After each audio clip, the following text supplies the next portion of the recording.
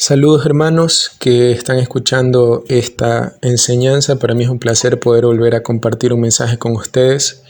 Quiero iniciar rápidamente comentándoles el tema que analizaremos hoy es el amigo del novio, haciendo referencia a Juan el Bautista. Antes de empezar, quiero que recordemos que hemos estado analizando y estudiando la vida de hombres y mujeres que debido a su fe alcanzaron grandes cosas, pero que de la misma forma, debido a su fe, también enfrentaron grandes sufrimientos.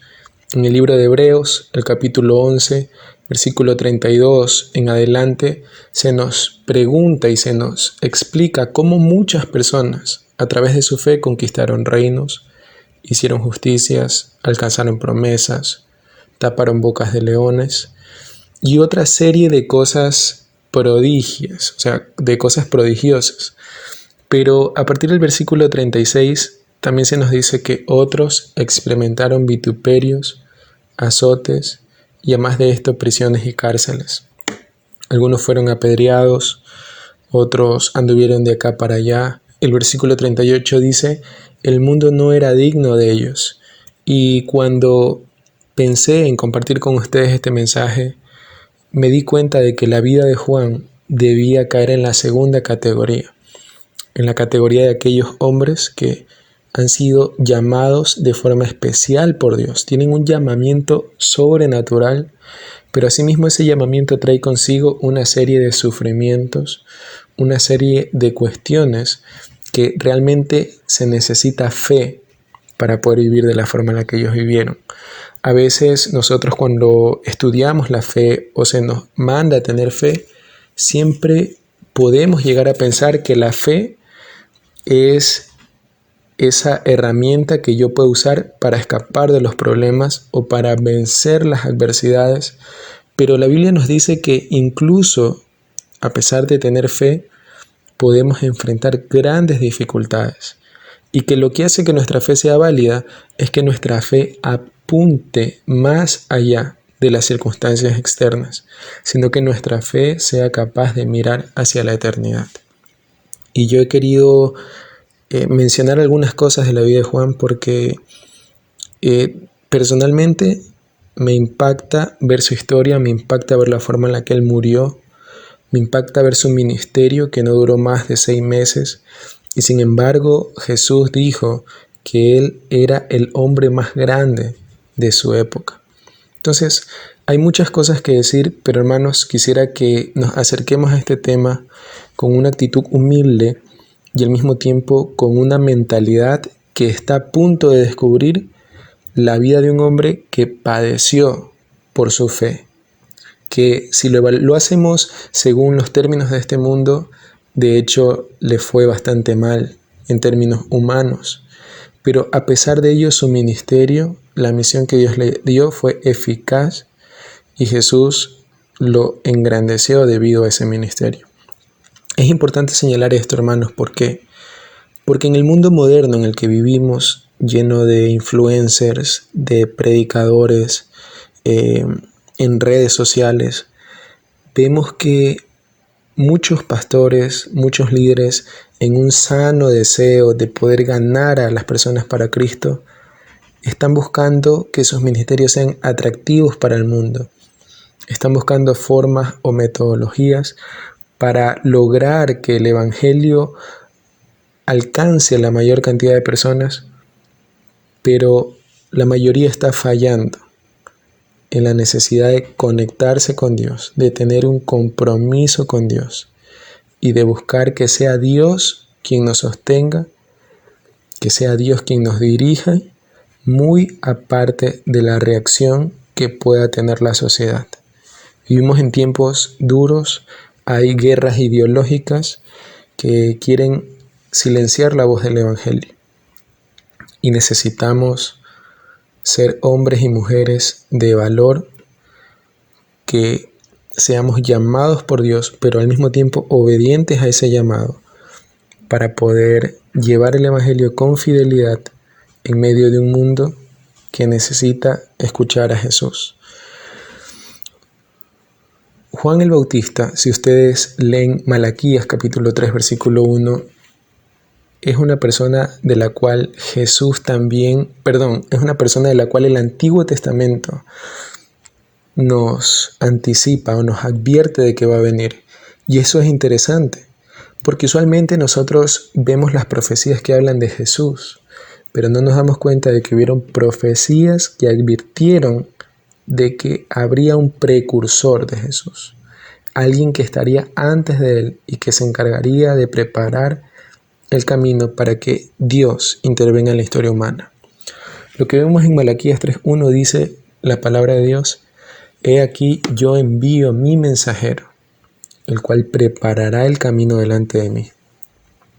Y vendrá súbitamente a su templo el Señor, a quien vosotros buscáis, y el ángel del pacto, a quien deseáis vosotros. He aquí viene, ha dicho Jehová de los ejércitos. Destaquemos dos cosas. Dice: yo envío a mi mensajero, el cual preparará el camino delante de mí. O sea, vemos quién está hablando aquí. Dios está diciendo que alguien preparará el camino porque vendrá el Señor súbitamente a su templo. La Biblia nos advierte de que antes de que Dios intervenga, Él enviaría a un precursor, alguien que se encargaría de preparar todas las cosas para Dios. Ahora, es interesante cómo esto se conecta con Isaías 40 y cómo se conecta con la cultura de aquella época. En aquel entonces, cuando un rey quería visitar una región, encargaba a una delegación que se anticipe para que esta delegación vea que el camino esté apto para que el rey pueda transitar por él. Estas delegaciones recorrían los caminos y se encargaban de limpiarlos, se encargaban de allanar las lomas, de rellenar los huecos, de quitar las cosas ásperas, para que cuando el rey venga pueda transitar por esa vía con facilidad. El profeta Isaías usa esa misma figura para explicar cuál sería el rol de aquel precursor. En Isaías 40, del versículo 3 al 5, dice: escuchen, es la voz de alguien que clama. Abran camino a través del desierto para el Señor.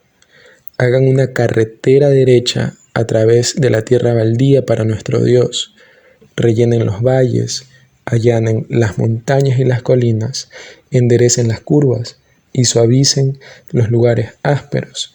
Entonces se revelará la gloria del Señor y todas las personas la verán. El Señor ha hablado. Esta profecía también nos habla de un hombre que sería el encargado de preparar el camino para que Dios intervenga en la historia de la humanidad.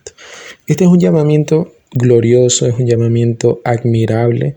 Yo creo que cualquiera de nosotros podría anhelar, sinceramente, ¿cuántos de nosotros podríamos desear que Dios nos haga un llamamiento de esa magnitud? Aquellos que conocemos al Señor deseamos poder servirle, deseamos poder agradarle en todo. Y nosotros reconocemos que no hay nada más hermoso que ser usado por Dios. Ahora, Dios está anticipando un llamamiento glorioso. Y los antecedentes que ocurren en la vida de Juan el Bautista son muy importantes. Quiero mencionar unos pocos. Por ejemplo, si vamos a Lucas capítulo 1, versículo 5 al 25, solamente voy a leer unos cuantos. Un ángel se le aparece a Zacarías. Zacarías era el papá de Juan. Él era descendiente de Aarón. Y esto es interesante, ¿por qué? Porque Dios había encargado que los descendientes de Aarón sean los únicos que podrían entrar al lugar santísimo para interceder por el pueblo. Ahora, en la época de Jesús habían cerca de 20,000 descendientes de Aarón. Es decir, que para tú poder entrar al templo a ofrecer algún tipo de sacrificio, tenía que realmente ser por votación, o más que por votación, por suerte. Se lanzaban dados y se elegía quién podía entrar al templo, y solamente podrías entrar una vez al año. ¿Por qué? Porque habían más descendientes de Aarón, que tenían que ofrecer el culto. Entonces, cuando Aarón entra a la presencia de Dios en el templo, iba a ser la primera y la última vez que iba a entrar al templo. Y se le aparece un ángel a Zacarías y le dice lo siguiente. Voy a leerlo para ustedes. Estoy leyendo Lucas 1, del 5 al 25, pero voy a empezar desde el 13. Pero el ángel le dijo: Zacarías, no tengas temor, porque tu oración ha sido oída, y tu mujer Elizabeth te dará a luz un hijo, y llamará su nombre Juan. Miren lo que dice el versículo 15. Él será grande delante de Dios. No beberá vino ni sidra. Será lleno del Espíritu Santo aún estando en el vientre de su madre. Y hará que muchos de los hijos de Israel se conviertan al Señor, Dios de ellos. E irá delante de él con el espíritu y el poder de Elías para hacer volver los corazones de los padres a los hijos y de los rebeldes a la prudencia de los justos, para preparar al Señor un pueblo bien dispuesto. Yo no sé cuántos de ustedes desearían que Dios los elija para servirles de esta manera, tal como Dios eligió a Juan. Es un llamamiento hermoso. Y Zacarías está abrumado por la magnitud de ese llamamiento. Y en el capítulo 1 mismo, pero el versículo 76 al 79, Zacarías, cuando ya se cumple este asunto, esta profecía, él le dice a su hijito y le dice: tú, hijo mío, serás llamado profeta del Altísimo, porque irás delante del Señor para prepararle el camino. Darás a conocer a su pueblo la salvación mediante el perdón de sus pecados, gracias a la entrañable misericordia de nuestro Dios. Así nos visitará desde el cielo el sol naciente para dar luz a los que viven en tinieblas, en la más terrible oscuridad, para guiar nuestros pasos por senda de paz. Piensen por un momento en cómo debió ser la infancia de Juan. Sus padres, hombres y mujeres devotos a Dios, debieron haberle enseñado que él fue escogido para una misión específica. Juan se dedicó a esa misión siendo aún pequeño, porque la Biblia dice que él habitaba en los desiertos, lejos de la influencia mundana, lejos de la influencia de la sociedad. Él, al igual que Moisés, invirtió sus años estando solo, buscando la presencia de Dios para ser instruido por el Espíritu Santo para la misión que él tenía que realizar. Juan sabía que él daría paso a la venida del Mesías. Él sería el precursor, profeta del Altísimo, quien hablaría de la salvación y del perdón de pecados. Ahora, ¿cuál era la fe de Juan el Bautista? Más allá del privilegio que se le fue dado, la fe de Juan el Bautista, esa convicción, esa esperanza del porvenir, radicaba en que Dios intervendría en la historia humana para enviar un Salvador que nos libraría de la muerte, del pecado, también del dominio de las naciones paganas.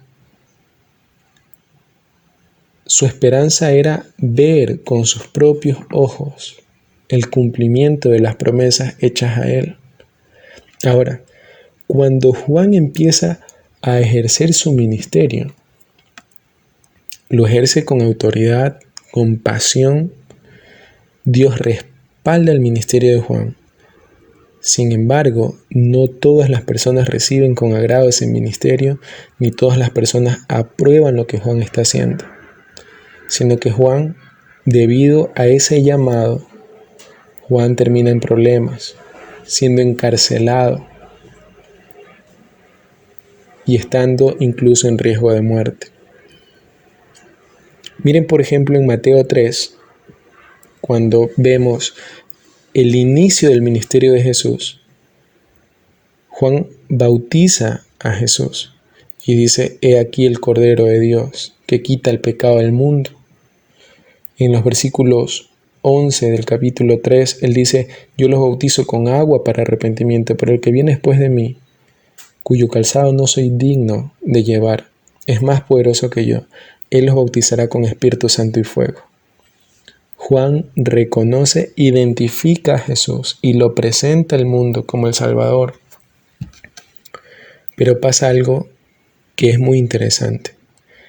Del capítulo 3 del libro de Mateo al capítulo 11 del libro de Mateo pasan algunas cosas que llevan a Juan a cuestionarse si Jesús hará que las promesas hechas al pueblo de Dios se cumplan. Juan tenía una esperanza, Juan tenía una expectativa. Y antes de ir a Mateo 11, quiero que leamos lo que dice Juan 3, y es la razón por la cual he denominado este mensaje el amigo del novio.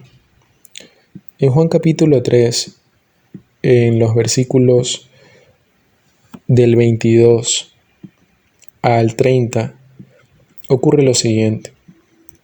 Dice la Biblia que Jesús vino con sus discípulos a la tierra de Judea y allí estuvo con ellos y bautizaba.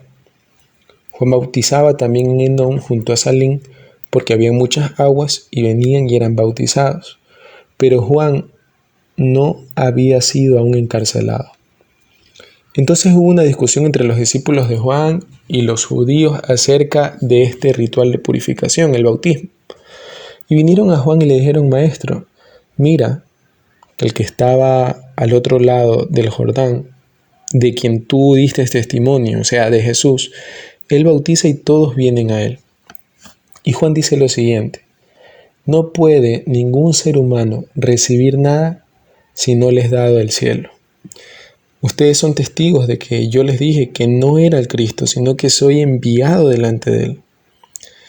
El que tiene a la esposa es el esposo, mas el enemigo del esposo que está a su lado y le oye, se goza grandemente de la voz del esposo.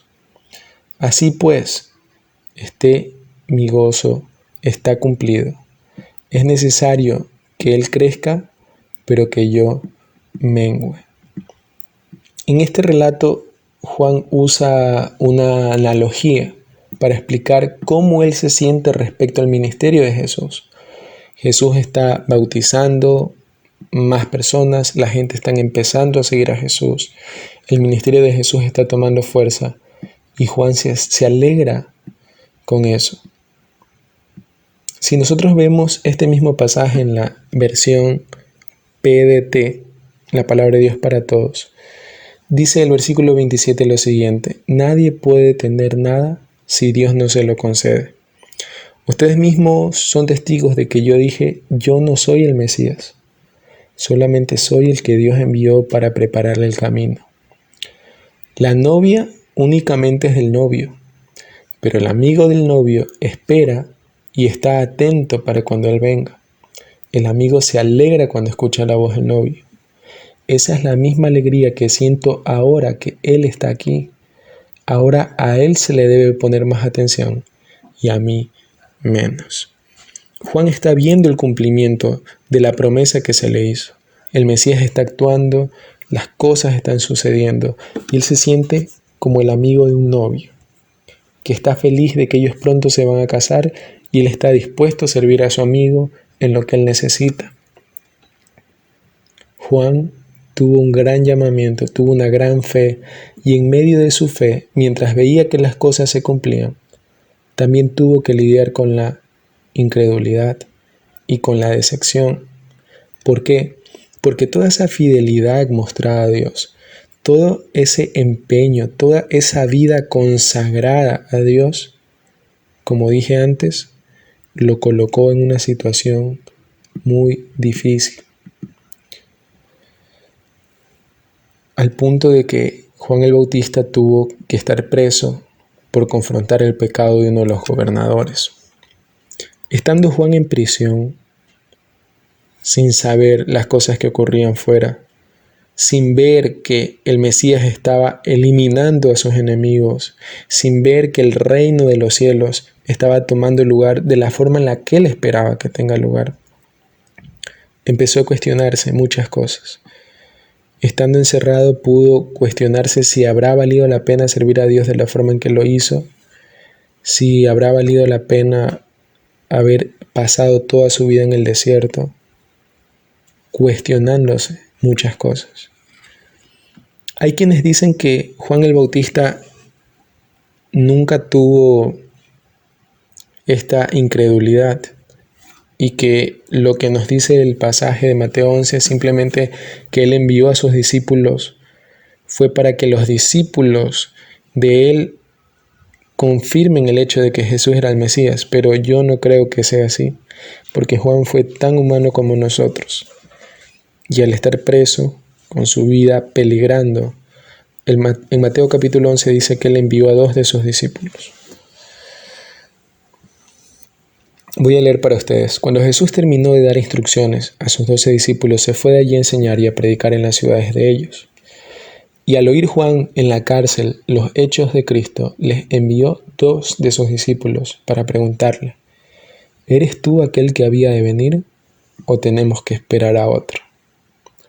Esta pregunta encierra la desesperación, podríamos decir, de un hombre de Dios que realmente se está cuestionando qué está pasando.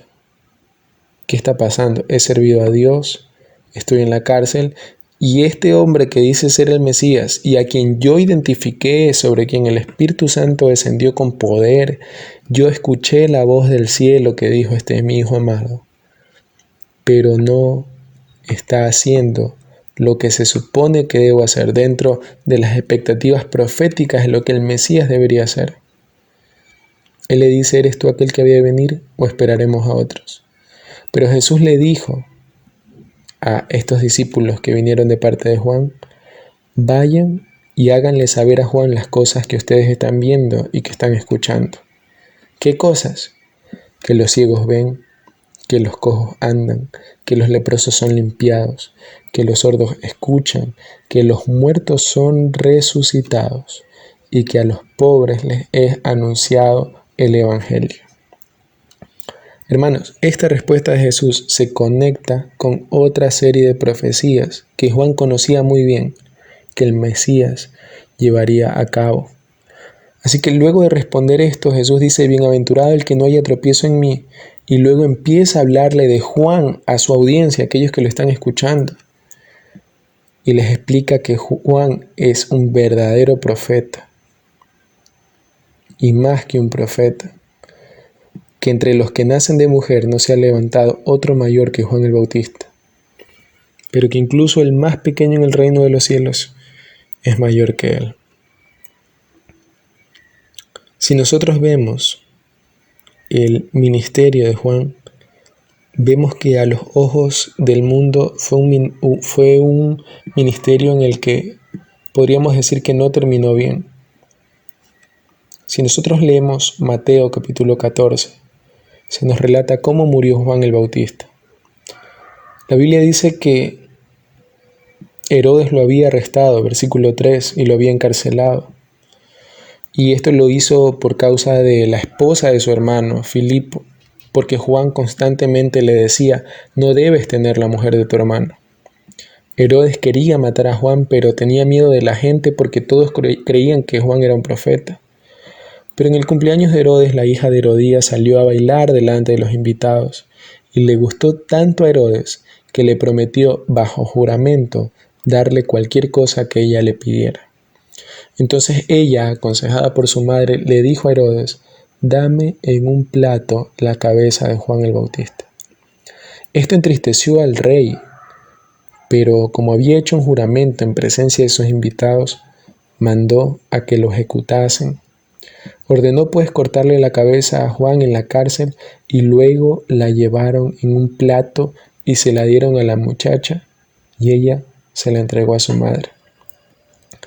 Llegaron los seguidores de Juan, se llevaron el cuerpo y lo enterraron, y después fueron y avisaron a Jesús. Para mí este relato es devastador. Un hombre de Dios que dedicó toda su vida a consagrarse a Dios y que luego efectuó un ministerio de liderazgo súper corto preparando el camino para la aparición del Mesías, de pronto es asesinado por la petición de una mujer que sedujo a un rey a través de un baile erótico. Para mí esto es confuso, es perturbador, porque usualmente lo que nosotros esperamos al servir a Dios es prosperidad, bienestar, protección, cuidado, entre otras cosas. Pero veo al más grande profeta, más que Elías, según el relato de los evangelios. Lo veo sufriendo de una forma que trae confusión.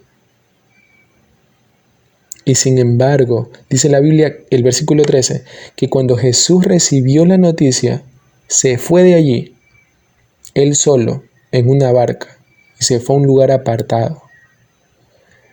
Me impacta también ver la reacción de Jesús. Cuando murió Juan, se llevaron el cuerpo, lo enterraron y fueron a avisarle a Jesús. Y cuando Jesús recibió la noticia, dejó de hacer lo que estaba haciendo y se fue en una barca solo a un lugar apartado. Quiero creer que a conversar con su Padre. A conversar con su Padre respecto a lo que la fe implica, respecto a lo que la esperanza implica. Porque si Juan hubiese tenido una esperanza para este mundo solamente, sería como lo que dijo Pablo, seríamos las personas más dignas de lástima y conmiseración de este mundo. Eso es lo que dice el apóstol Pablo. Si nuestra esperanza es únicamente para este mundo, somos las personas más dignas de lástima. Si nuestra esperanza no es más allá de la eternidad, entonces mejor vayamos a comer y beber porque mañana vamos a morir. Lo que impulsó o lo que mantuvo la fe de estos hombres fue la esperanza de una eternidad gloriosa que esperaba por ellos. ¿Qué relevancia tiene eso para nosotros hoy, hermanos? El saber que indistintamente de nuestras circunstancias externas, Dios está con nosotros y ha prometido una gloria venidera que es tan grande, tan magnífica, que no existe pensamiento o imaginación humana que pueda concebir la gloria que Él ha prometido para sus hijos, para aquellos que le temen, para aquellos que le aman, para aquellos que le sirven. Por eso Hebreos 11 y lo que hemos estado estudiando durante estos meses es muy importante. Porque así como hubieron personas que por medio de la fe tuvieron grandes éxitos, prosperidad, riqueza, hubieron hombres que por la fe fueron apedreados, puestos a prueba, muertos a filo de espada, estuvieron con pieles de ovejas, de cabras, pobres, angustiados, maltratados, de los cuales el mundo no era digno. Y el versículo 39 dice que, aunque estos hombres sí alcanzaron un buen testimonio, no recibieron lo que habían prometido.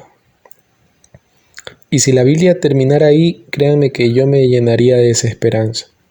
Pero la Biblia no se detiene ahí, sino que dice que Dios quería proveer algo mejor para nosotros, para los que estábamos en el futuro, que ellos no sean perfeccionados sin que nosotros también seamos incluidos en esa esperanza de recibir la salvación de parte de Dios. Yo no sé si estamos conscientes de la esperanza a la que se nos llama.